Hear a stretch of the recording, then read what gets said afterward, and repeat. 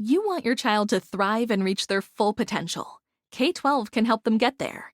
K-12-powered schools are tuition-free, accredited online public schools for students in kindergarten through 12th grade. This is not your typical homeschooling. With state-certified teachers specially trained to teach online, your child will learn at their speed, at home, with innovative, engaging technology.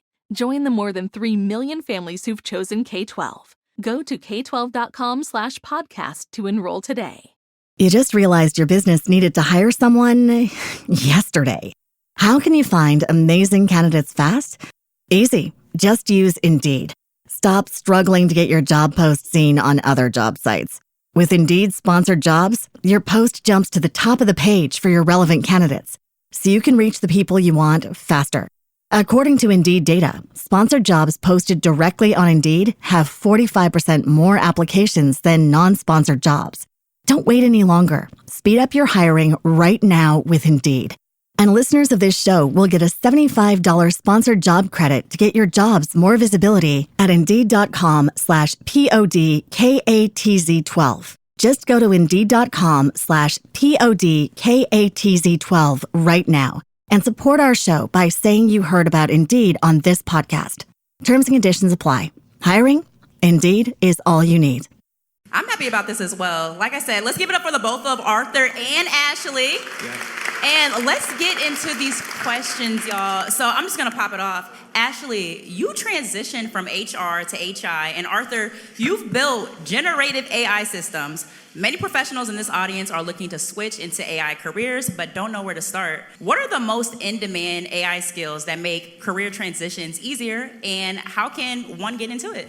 So you guys want to start off with foundational skills. That's applied to machine learning, data analytics, et cetera, et cetera. And so we want to focus on the roles that you could also easily transition into. So a few of the highest paid roles and also the highest recruitment roles are of course going to be tech sales, so you can automate with AI. And also we're also getting into cybersecurity, data analysis again. And so you want to make sure that you're starting off first and foremost with educating yourself. There's no better place to educate yourself than with Scale in Tech. They have a direct recruitment program that you can get into Microsoft, Google, etc. And so that's where I would recommend that everybody starts with, because it doesn't get better than that.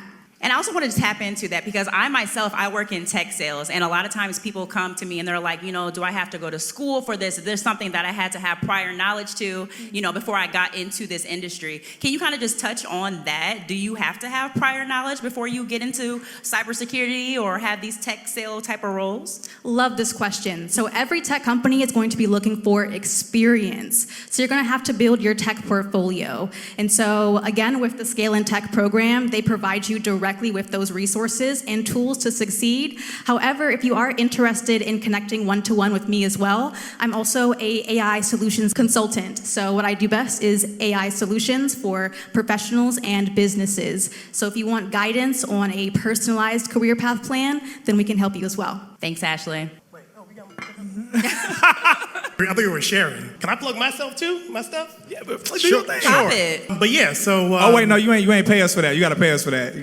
I'm playing. I'm joking. But yeah, Scale in Tech's a great program. Also, like it was said in my bio, I'm a senior director at Perscolis for artificial intelligence, computer programming, and also cloud computing. And we have courses as well. We have some partnerships. So and also we're hiring right now. I'll throw that out there. We're hiring for new roles. I'm the hiring manager. Send me a message because I need people and I don't want to work that hard to find them. And there's a bunch of people here right now, so make my life easy. But overall, everything that Ash said was 100% correct. The only thing I want to add is we have another avenue as well. And also, one thing that I think that we didn't mention is outside of just getting a job, there's so much opportunity out there to, once you already have a job and you're stable and you've done everything you need to do there's a lot of business opportunities as well to make money on the side. And that's something that Cyrus talks about too, about scaling in tech and having a job stacking or potentially getting a side business. And I actually have a book that's in the back. I don't have that many. I only have like 30 of them. I didn't know there was gonna be so many people here. But if you want a copy, I'll send it to you too. But I've got like 30 in the back that actually talks about how to, once you've established those skills, you have a portfolio, how you can also get a small side business to, match your income as well once you have that stability. So, that's something I help people with. Yo, good stuff, good stuff. Yeah, y'all definitely make sure y'all tap in with him. I don't know if y'all heard earlier, he has a podcast called It's Deeper Than Code, and it's fire. It's incredible. All right, so now we're going to talk about AI and economic opportunities. So a lot of people here want to make six figures or more in tech. What roles currently offer high salaries and strong job placement opportunities? And what should career switchers focus on to stand out to major tech companies? So quickly, I'll say the number one thing that we look at is transferable skills, right? Like if you already have skills that are usable, in your everyday life, that you can then go ahead and transfer over into AI, et cetera. But some of the tools that we've seen and we've seen good placements on is we just did a course recently about prompt engineering. And there's a lot of, companies that are hiring people that understand how to basically make generative AI do what you want it to do. Because it's not just as simple as Cyrus might joke and say, yeah, I just asked ChatGPT and it just told me everything. Cyrus has been using it for a while, so he knows how to properly prompt it so that it gives him the right information. Because you got to worry about hallucinations. You have to, tell it to do things in a way that you want it to do it, et cetera. And so we've had a course recently where we taken people that, had a little bit of background, taught them prompt engineering, and then connected them with, hiring partners. So that's probably the fastest thing I've seen. I've also seen a lot of people in a program that we're working on right now for process automation. And I think you have one, so I'll let y'all talk more about that, but, You can plug your stuff, bro. No, I think that's enough. They didn't pay me to come here and talk about it anyway, so, If you didn't want to add nothing. No, most definitely. So the answer to the question would be the best possible role that you guys can get into for tech is going to be tech sales. Hello. Here's the reason. Yes. I'm telling you, it is. Yes. We're talking about an over 60% growth rate year over year. It's only getting higher. Not only that, we're talking about compensation that's going to be over $1 million a year potentially with compensation and commission. So if you guys are interested in transitioning into tech, empowering yourself with skills, not only so you can work for an organization, but so you can work for yourself, definitely get started, I'd say, in tech sales or start with that foundation of artificial intelligence or AI systems. I 100% agree with you, Ashley. Ashley, you're solving real-world problems right now with an AI-powered business solution. For those that are looking to start AI-driven businesses or leverage AI tools in their careers, what are some low-barrier ways to get started? I know it was a heavy-loaded question, wasn't it? I love this, as a matter of fact. So you guys, artificial intelligence itself is a depreciating asset. So we're talking about compute. This means that essentially you're going to get maximum power for a reduced cost. So there's so many different platforms and resources that you can leverage. I mean, there's so many to where I can't even begin to list off, but I will say start off with an LLM if you have any questions. That's going to be able to give you the really beginning starting place to maximize your outcome and strategy. AI is a tool. AI is something that's going to really uplift and empower everyone in this room. What you need to do is learn about AI, learn AI skills, and learn how to apply AI to maximize whatever you're doing. This is how you're going to win. So a lot of complaints that I hear when it comes to tech events is that oftentimes they are very expensive. Many times they cost hundreds of dollars. The other issue with tech events is that many times they're incredibly infrequent. So many people have to oftentimes keep a calendar or a schedule to try to remember when each tech event is happening and where in the US it's going to be happening at. So it can be very time consuming. The other issue is that people oftentimes talk about how when they go to these events, no one's hiring. There's no recruiters there. There's no one there that is actively trying to assist them when it comes to answering their questions, providing them support. And then also there aren't many founders at these events as well. Well, recently we just launched Grown in Techie, which is our recurring tech networking event that is full of recruiters, hiring leaders, and founders with networking, education, and more. Essentially, we have taken our podcast and put it in front of a live audience. Now, our previous Grown in Techie event that just took place a few weeks ago sold out about a week before the event happened. This upcoming one that we have is about to sell out as well. And obviously, this is along the lines of how it's happened for our previous events in the past that we've done, where all of our other tech events have sold out also. Yo, so if you have been looking for a recurring tech event that's happening every single month that has recruiters, hiring managers, founders, also is something that is very affordable, not extremely expensive like conferences tend to be, is frequent, and has actual people there that you want to collaborate with, watch this video and make sure that you click the link to get your tickets to our next Grown and Techie event. Look, y'all, this is the very first Grown and Techie. Yo, shouts out to y'all. Give a round of applause for yourselves for investing in yourselves, investing in your time for being here.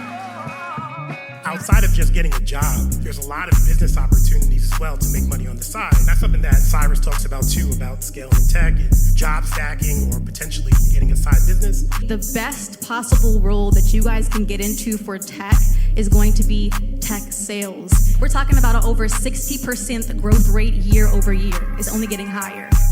Ever since I first started my career in tech, I felt like it got to a point that when I started looking for other jobs, based off of my LinkedIn alone, people were trying to find me. I think it's so important that people start to use every single tool that is on LinkedIn instead of just updating your bio and saying, hey, I'm a sales development representative and my name is Taylor. There's more to it than that. You have to really pour into your social media and your LinkedIn.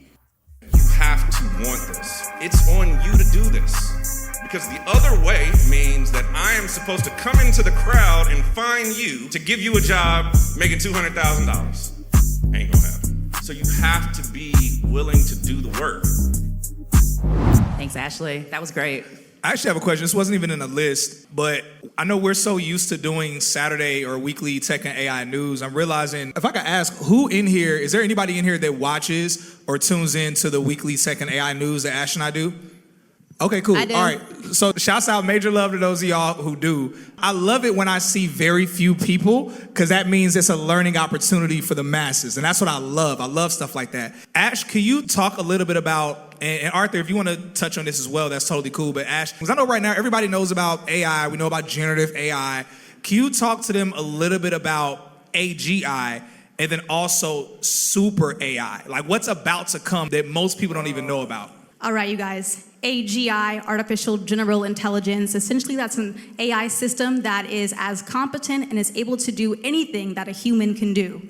The future, what's coming now, is going to be artificial super intelligence, also known as ASI. This is where AI surpasses the intelligence and capacity of a human. Now, a lot of people may be afraid of what's coming, but it is inevitable. So what that means is you're going to have to empower yourself and be familiar with the systems that are already out there. I love this question because a lot of people think that AGI is in the future, but a lot of the big wigs, Sam Altman, for example, already say that AGI is here. We should take those signs, use it to empower ourselves and our communities, and grow so that we are properly prepared whenever ASI comes. And what is ASI, or the super intelligence? Artificial super intelligence. We're talking about the robots walking around that are more intelligent than a human being. And so these are going to be applications that are going to essentially be able to maximize productivity, maximize innovation. We're talking about AI that can cure any disease. AI that can solve any problem with advanced solutions. So the future is limitless, and it's up to you guys to take advantage of all the opportunities available. Part of the reason... Can I jump on that? Oh, yeah, go ahead, yeah. Yeah, definitely. And the reason why I want to jump on that is because I've talked about this a lot on my podcast. If you haven't been, seen it, it's Deeper Than Code.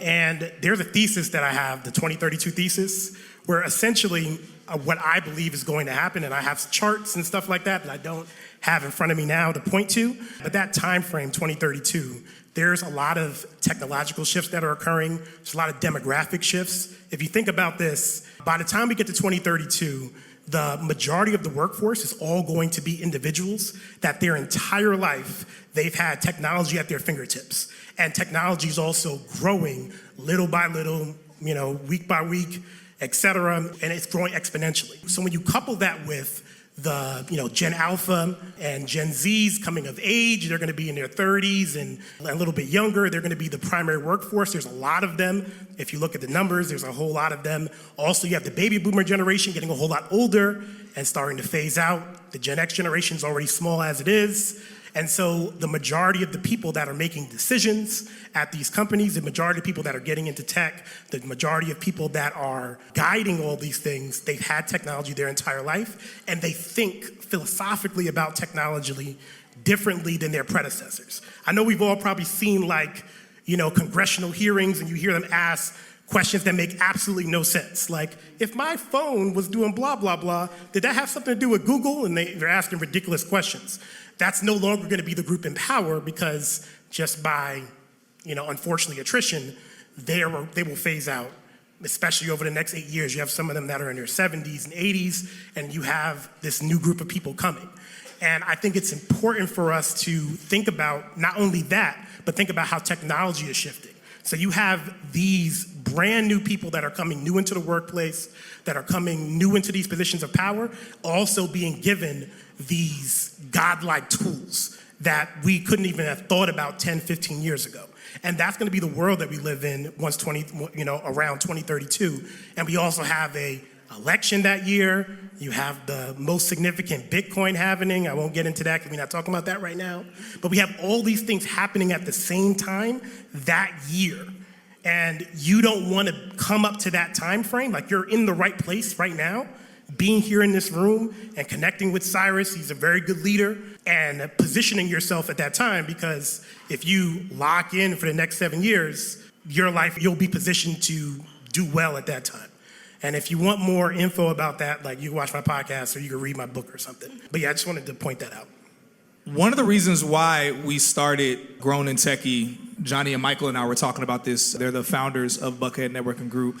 Part of the reason why we started Grown and Techie, part of the reason why we collaborated even when it came to the community, is that so far, Tech is New Black, we've helped nearly 10,000 people get into the tech industry who didn't have a traditional background or didn't have college.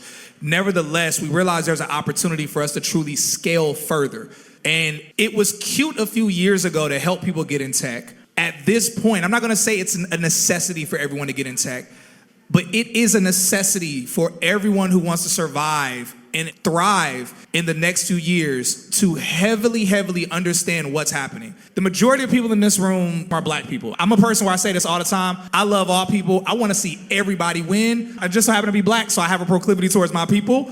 That being said, I don't care who you are. It is important that you don't just get in the industry, but that you are looking at what's happening with this technology. If you're a person where you're already making, $250,000, $300,000, $400,000 in tech, you definitely either want to look into heavily investing into technology, investing in what's happening, and or collaborating with people that are in this room and that are in the community. That's why we started the community. That's why we're doing Grown and Techie. Even the name behind Grown and Techie is kind of a wordplay where it's also saying growing, like grown, like you're growing in tech as well. So this isn't just about being in tech, but you're growing in the industry and scaling. So it's a little sidebar, but I just wanted to at least kind of give a backdrop as to what we're doing, the importance of this. It's bigger than just getting in the industry. It's bigger than just y'all know I make a lot of funny videos and stuff, like dancing around or little goofy videos about making 6 figures in tech. That's just for the algorithm. In reality, this stuff is real. And that's why I'm so honored for those of y'all that are here in the room, especially those of y'all that are already in the industry. So again, thank y'all so much for being here. I know it sounds like I'm ending the event. The event isn't ending. It's like a little segue, a little sidebar I wanted to say that was on my heart. That being said, I wonder, do we have more time for questions, or do we need to transition into the audience questions? Because I can't see you.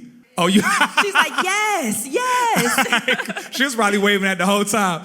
All right, so we're gonna go ahead and start taking audience questions. That being said, we only have time for a few. So now we have the microphone right here, so that way we can make sure we capturing things and stuff like that for the content, social media, all that. So look, we only have time for a few questions. So if you're a person or you have a question for one of the panelists on the stage, myself or Taylor, make sure you go ahead and come up to the mic right now, because right after we do that, we're gonna transition over. So I know with the current political climate, there's been a lot of change recently with affirmative action and DEI. And I know kind of within the tech industry, if you just pay attention to Twitter, that DEI has been associated with black people getting into tech. So what advice do you have for the people in the room when it comes to strategically positioning themselves against that narrative, that black folks are just DE hires? Oof, amazing question. All right, you guys. DEI is good business. That's the bottom line. And here's why. So a lot of people think that it's going to be a detriment to their business. However, diverse firms outperform others by over 40%.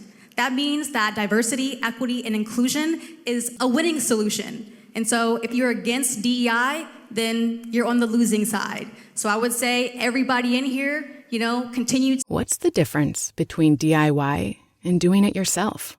It's the difference between a part-time passion and a full-time business. Wix gives you the power to turn your passion into a moneymaker. With a website that fits your unique vision, let your ideas flow with AI that guides you, but keeps you in the driver's seat. Manage your business from one dashboard and keep it growing with built-in marketing features. It's time to turn your daydream into your dream job. Go to Wix.com. You just realized your business needed to hire someone yesterday. How can you find amazing candidates fast? Easy. Just use Indeed. Stop struggling to get your job post seen on other job sites. With Indeed sponsored jobs, your post jumps to the top of the page for your relevant candidates, so you can reach the people you want faster. According to Indeed data, sponsored jobs posted directly on Indeed have 45% more applications than non-sponsored jobs. Don't wait any longer. Speed up your hiring right now with Indeed.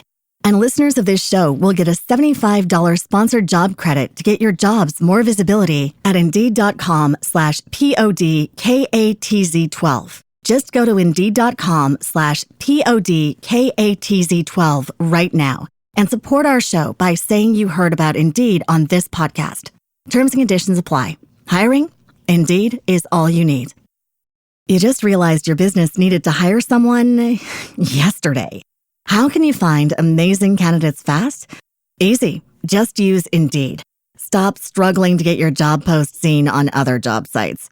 With Indeed sponsored jobs, your post jumps to the top of the page for your relevant candidates, so you can reach the people you want faster.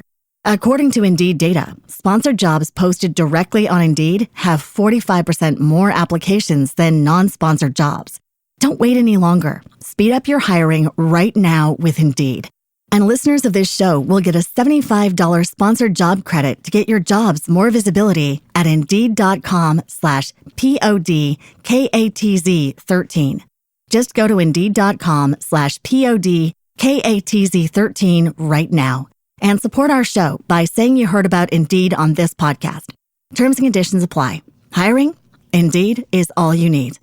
To be an advocate for DEI because it's very important. They're going to try to take it away. However, you're going to win by remaining diverse, open, flexible, and inclusive. Yeah, and then strategically, from an individual standpoint, don't be scared and make sure that you are networking. Because at the end of the day, for example, like I mentioned, I'm hiring right now. If you network with me, you would have been able to find out about that role, et cetera. And there's dozens of people, like a bunch of people rose their hand and said they're hiring managers, that are here right now inside this room. And as you continue to meet new people, connect, I think every single role that I've ever gotten that paid me more than $200K a year, I got because I knew somebody. Now, call that whatever you want to call it, but I'm pretty good at networking, I think. So, at the end of the day, that's how I've gotten every single one that's been like that. So I would recommend you do the same. Make sure you meet as many people as you can. Even if you're an introvert, I'm an introvert. I don't really like talking to people, but I'm still gonna go to an event and talk a little bit. I'll probably stand in the corner for most of it, but I'm gonna be like, all right, I'm gonna talk to 8 people today, and I'm gonna go do it. He does stand. I've seen you stand in the corner multiple times. Exactly. I'll just stand, you know what I'm saying? But at the end of the day, you have to go and meet people. You have to do that. Have a quote inside your head. Use LinkedIn. LinkedIn's probably the easiest way to network. Send out those invitations. If you have the money, get a premium account so you could do a little bit more. What you should do also is get extroverted friends, and they will just bring people to you. You just stand in one place, and they just keep walking people over to you. Yeah, have you met this guy? So do that too. Something I want to add to that, the DEI thing is blown out of proportion. I'm going to just say it straight up. Look at statistically, when DEI came into fruition to now. If we're gonna use black people, because again, DEI is more than just black people, but if we're gonna use that as a statistic, since the introduction of DEI to now, at the time that DEI was introduced, does anybody know what percentage of black people were in the tech industry? Does anybody? Close. 4 is close. It was 3.7% of the tech industry was comprised of black people. Does anybody know what the percentage is now? It's 5.7%. The needle got pushed 2%. Now, some people would say, oh, that 2%, that's a lot of people. That could be 100,000 people. Tech is the New Black. We're not the only platform that's helped a lot of people get in the industry. Tech is the New Black ourselves, we've helped a little over 10,000 people get in the industry. There are a lot of other amazing tech influencers and other people that God has used to help people get in the industry. Accumulatively, the DEI thing itself probably moved the needle maybe for about 10 or 15,000 people, give or take. It was not a huge thing. That being said, going to what Ash said, business owners, venture capitalists, investors, they care about money. They're in it for the money. They look at the data. They look at the numbers. They know data-wise that diversity makes them the most amount of money. And that's across the board. That having diverse teams, you just perform better. They care about that. Also, to what Arthur said, the people who make the actual hiring decisions in the company are the recruiters, the hiring managers, the HR team. Politicians have nothing to do with controlling who they're hiring and who they're interviewing. And I mean, Shanae, please let us know, like, who you're hiring and who you are not hiring. Has that changed because of DEI? Oh, kinda? Ooh, let's talk about that. Yes, please. Ooh, that's interesting. Y'all clap it up for Shanae.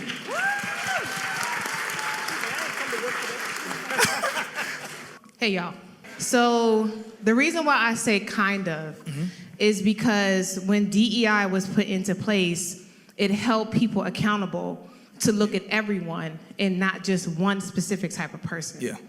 And so whenever I would sit in front of my hiring leaders, they would want to look at one specific type of person, but then when they would get to me, they go, oh, but Shanae, we want to look at everybody, because they knew I was going to hold them to a certain level of accountability. Exactly. So you're right. In addition to your point, the idea of DEI made Black people believe that we can be in these spaces. Yes.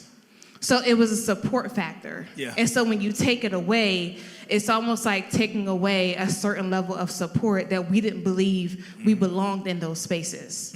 So it's almost as if DEI opened up a door that it was hard for us to break down by ourselves. Exactly, yeah, it's true. So if you're listening to this right now, you fall into one of two categories. You either fall into the category of most people, whether you're trying to figure out what to do in tech exactly, whether it's something that the guest is talking about, or it's something that you've heard about from someone else. At the end of the day, you want to know what specifically you should be doing when it comes to working in the tech industry. Or you're person number two.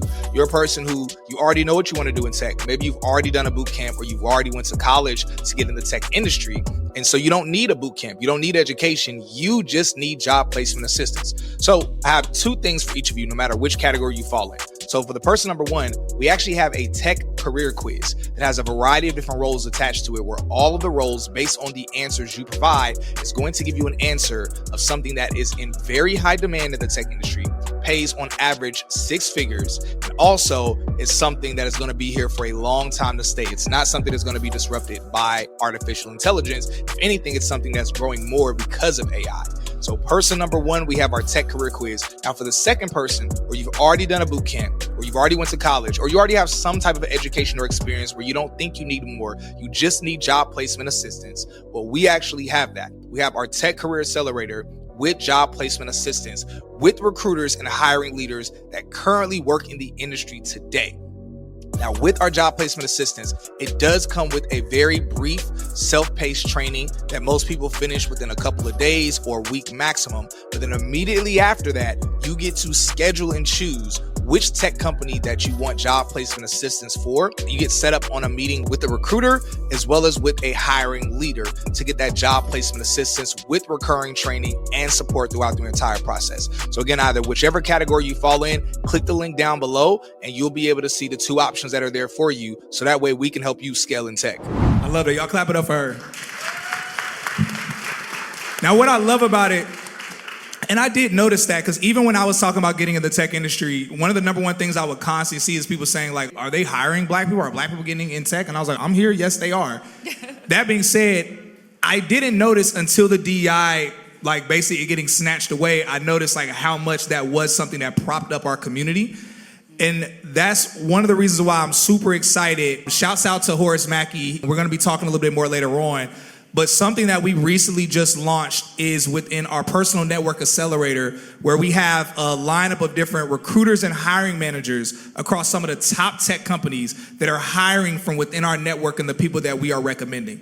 And literally right now, the goal that we have amongst the recruiters and hiring managers right now that we're collaborating with, the goal that we have is to be able to get in 2,500 people into these big tech companies this year. And this isn't like something that we're just hoping we can do. This is something we can do. It's just us having the people that are looking for the opportunities and are taking it serious. So again, I love this conversation so much, but what we see is that there are different individuals like ourselves, as well as others that are in the room, that are pushing back against what's being taken away from us to provide other opportunities. I believe that whenever something is snatched away, God is bringing something else that's going to replace that, that's only going to be a greater blessing. But look, we got some other questions from some people coming up, so go ahead. Hello, I'm Keyshawn. What role did social media play in building your business and or tech career, and what tips do you have? Yeah, I mean, social media plays a big role, especially LinkedIn. If you're not on LinkedIn, I mean, everybody's on LinkedIn, right? Everybody's on LinkedIn? Right? Okay, good. Okay, so I don't have to convince anybody. Sometimes I got to convince people that they need to be on there.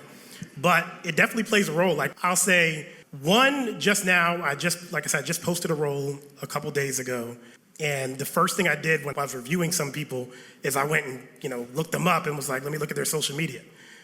And one thing popped up for one person that was like, that's a little bit wild. That the SEO for this over here is kind of bad.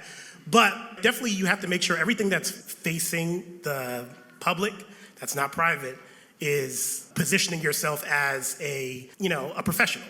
So if you have like a public Instagram or you have a public Twitter or you have that is gonna get looked at. That's just a fact. And of course, your LinkedIn is gonna get looked at. That's gonna be the first place we look. And that might even be how you even find the role in the first place. So of course, they're gonna look at that as well. Even a lot of applications that I see people doing now, they actually have you put your LinkedIn profile on the application. And sometimes I'm kind of, a lot of people are lazy. Sometimes you're a little bit lazy and you just look at the LinkedIn instead of really looking at the resume hard, because everything that's on the resume should be on the LinkedIn anyway. Like, I don't even make a resume. I just export my LinkedIn. That's a bad practice. So don't do that, but that's what I do. And then maybe just change it slightly. But it does that. And also, I've had a lot of roles. Like a role I just was interviewing for about 3-4 weeks ago, as a, head of operations or whatever for a tech company. They came to me because they came through my Instagram. They found my Instagram. They're like, oh, it looks like you'd be a great fit for this role. Can you please apply? And they spoke to me, et cetera. And because I made that brand, they saw that, I'm a thought leader or whatever. They were like, yeah, you might be a great fit for this role. So doing that can net you roles, can connect you to the right people, et cetera, et cetera. I said a lot. If I can chime in on that. So I know a lot of people, they're like, hey, I have a life outside of, my career. So it's I don't necessarily want to be based off of my Instagram versus what I'm doing in my job. So I would just put it out there, make your page private if you have to. But also just with the whole LinkedIn thing, ever since I first started my career in tech, I felt like it got to a point that when I started looking for other jobs, based off of my LinkedIn alone, people were trying to find me. People were looking at me. And we talked about this a little bit on the podcast, Cyrus, just how powerful LinkedIn is. And when I think about it, I don't really use Indeed as much, no shade to Indeed at all. But I feel like LinkedIn, you're able to, promote yourself more about who you are and what you do.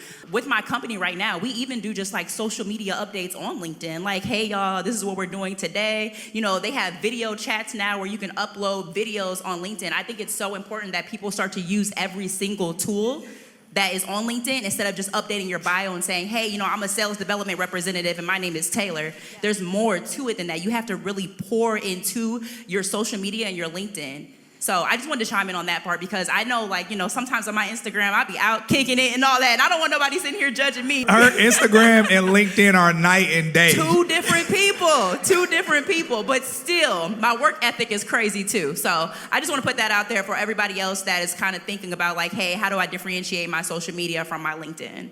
Yes. Yeah, and I've seen your Instagram. It's nothing wrong with it. It's not. It's cute. Yeah, no, it's not crazy. Let me clear it up. Yes, well said, Taylor and Arthur. So to confirm, as far as my answer to the question, I would say that there is no better time to be alive. The reason is because there's limitless connection and communication, as you guys know, with anyone and everyone. So as you guys probably have already heard, I'm the CEO and founder of a wearable technology startup. Feel free to test it out after this interview. However, one of our investors is Shaquille O'Neal. That's How so that dope. happened? Yes. I'm sorry, I gotta pause you on that. clap One it of up for her that. Clap it investors up is for that. Shaquille O'Neal. We're not about to just sit here and just slide past that. That's very dope. Thank you. The reason why that happened was through a direct connection, and so we're leveraging social media. Everybody in this room can do that. There is no limit. You can reach anyone and everyone, anytime, anywhere. So most definitely don't hold back and don't be shy through communicating the value that you bring to any stage. Can I throw something out there too? I interviewed Ash twice on my podcast, just throwing that out there. So if anything, you could watch her 2 episodes. Just throwing that. Subscribe to Deeper Than Code. All right, what's the next question? As a software engineer in a room full of other software engineers and aspiring engineers, what do you say to people who say AI is going to take our jobs? Oof, that's an amazing question. The answer is, it's inevitable. You know, we already see it happening. Now, there's good news and there's bad news. The good news is that there's going to be a lot more opportunity. The bad news is, for example, we're going to lose around 85 million jobs. However, we're going to gain 97 million of them. So you guys, that's so much opportunity for you guys to take advantage of. These are going to be in ranging sectors, but what you want to focus on is artificial intelligence. You cannot go wrong by learning about AI, specifically AI automation. You got to say something about that, Arthur. You're the guy to talk about this. Yeah, since I'm actually a software engineer, I should probably say something, but I'll just briefly say, I don't fully 100% say that software engineers will be gone. I just think that the way that software engineers or just the job in general is going to change. Just like you said, there'll be going to be a bunch of new jobs and you're going to have to pivot a different way. And I'll just say, because I've been around for a while, I would say I look young, but I don't. I'm pushing 40, so I'm about to be, any day now. You aging well, bro. You aging Grown and techie. Thank you. So I'll say over the years, I've seen a lot of changes. Like back when I had my first job doing some development, focused, I had to know how to do everything. As a webmaster, I had to know how to code everything from scratch. There was no cloud. I had to do everything myself.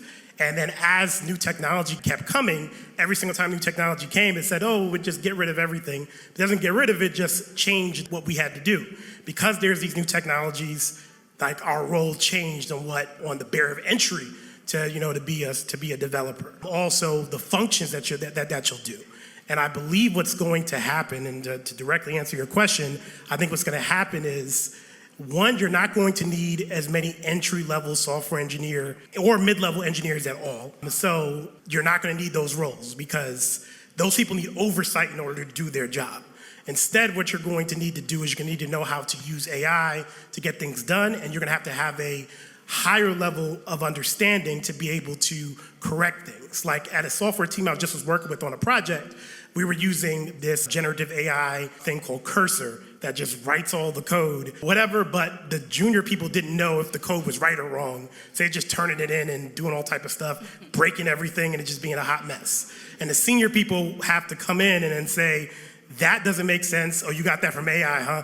The AI doesn't know that we can't do A, B, and C because we're doing this over here. You have to have a higher level understanding of the system, right? And some of that knowledge, like you'll know if people that have applied for software engineering roles, like one of the things that they test for is your problem solving ability. That's why you have to do these algorithmic challenges and things like that. It doesn't really mean that you can do the job. It means you have an understanding of like the underlying logic to make things happen.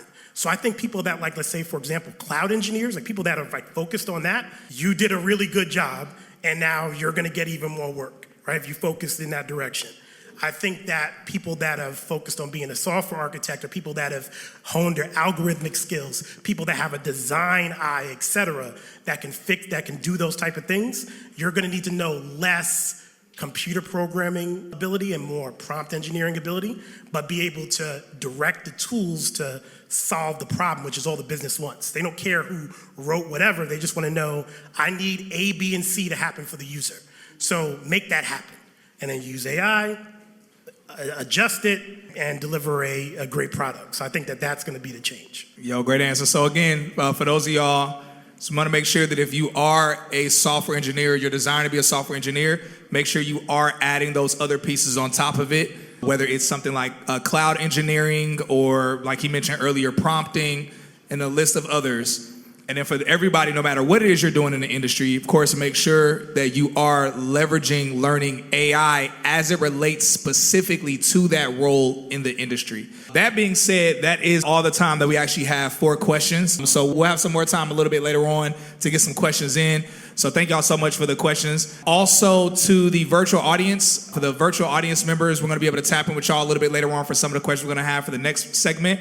That being said, y'all, we are going to go ahead and transition back into networking. Looks like a lot of other people don't came up in here. What's up? Seeing some of my homeboys. What's up, Mario? It got a little hot in here. It's a little toasty. Yeah, especially on this stage. I'm and like, these hold margaritas, y'all. It is National Margarita Day. Yeah. Okay. Hey, look, I'm about to get a drink. Hey, look. Me too. If my words a little slurred for the next interview, y'all, hey, give your boy some grace. Give your boy some grace. Thank you so much, Ashley. Thank you so much, Arthur. You guys are amazing. Hey, y'all clap it up for them. Please clap it up for them, y'all. Yeah. No offense, but your brain is a terrible place to keep your big idea. It belongs in the world, but you know that already. You have a calling, a voice that says, this is what I'm meant to do. Create the website your big idea deserves with Wix. Make it your own with top-to-bottom customization, AI to help realize your vision, and built-in business tools to turn your daydream into your dream job. Wix supports every stage of the business journey except one. Your decision to begin. Ready? Go to Wix.com. You just realized your business needed to hire someone yesterday. How can you find amazing candidates fast? Easy. Just use Indeed. Stop struggling to get your job post seen on other job sites. With Indeed sponsored jobs, your post jumps to the top of the page for your relevant candidates, so you can reach the people you want faster. According to Indeed data, sponsored jobs posted directly on Indeed have 45% more applications than non-sponsored jobs. Don't wait any longer. Speed up your hiring right now with Indeed.